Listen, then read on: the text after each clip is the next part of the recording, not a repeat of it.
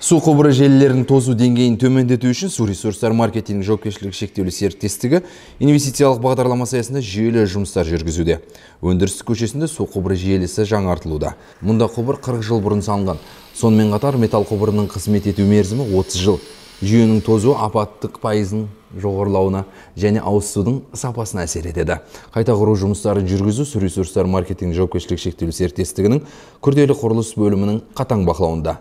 Жалпы бұл көшедегі тартылатын құбыр ұзындығы 1735 метр. Қазіргі таңда орындалып жатқаны 500 метр.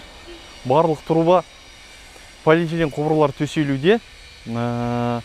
Жобаға сәйкес емес желілердің бәрінен, коммуникациялардың бәрінен еш кедергісіз өтіп жатқан жайы бар. Құрылыс жұмыс барысында фасонды бөліктер жиналуда. Тозған құбырларды ауыстыру Телман бөлімшесіндегі Құдайберген ата көшесінде де жүргізілуде. Жаяу жүргіншілер мен жүргізушілерге қолайсыздық туғызбау үшін желінің көрілердің бұрғылау әдісімен жүргізіледі. Яғни асфальт жабыны бұзылмайды. Құбырлар әр 60-70 метр сайын қазылған желілермен өткізіледі.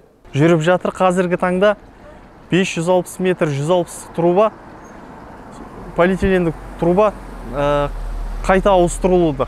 Қазіргі кезде 560 метр труба түгелімен ауыстырылды.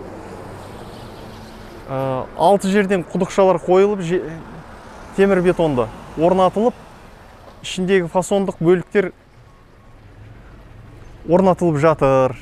Жаңартылған желілерді іске қоспас бұрын оларды пайдалану қызметінің қызметкерлері тексереді. Гидравликалық сынақтарды жүргізеді. Содан кейін ғана жаңа желілері арқылы ауыз су өтеді.